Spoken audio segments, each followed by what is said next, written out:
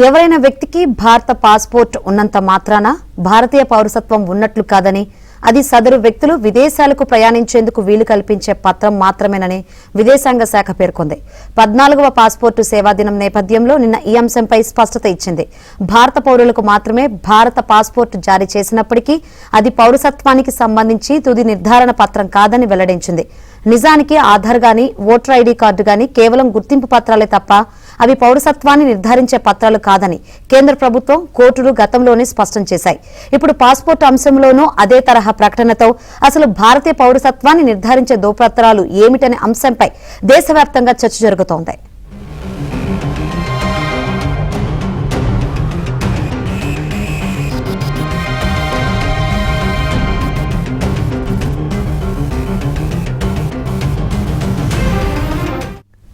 Passport పొందినంత మాత్రాన అది సదరు వ్యక్తికి సంబంధించినది కాదని విదేశాంగ శాఖ వర్గాలు చెబుతున్నాయి.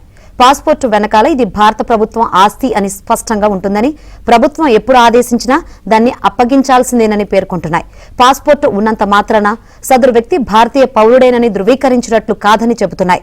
ఇక ఓటర్ల జాబితా ప్రత్యేక సవరణ ప్రక్రియపై దాఖలైన పిటిషన్ల విచారణ సందర్భంగా ఆధార్ కార్డు కేవలం వ్యక్తిగత గుర్తింపు పత్రం మాత్రమేనని, అది పౌరసత్వానికి ధృవీకరణ కాదని స్పష్టం చేసింది.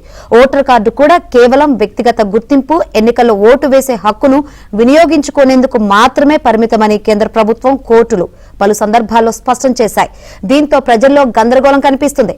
ఎన్నో సందేహాలు వెల్లువెత్తుతున్నాయి.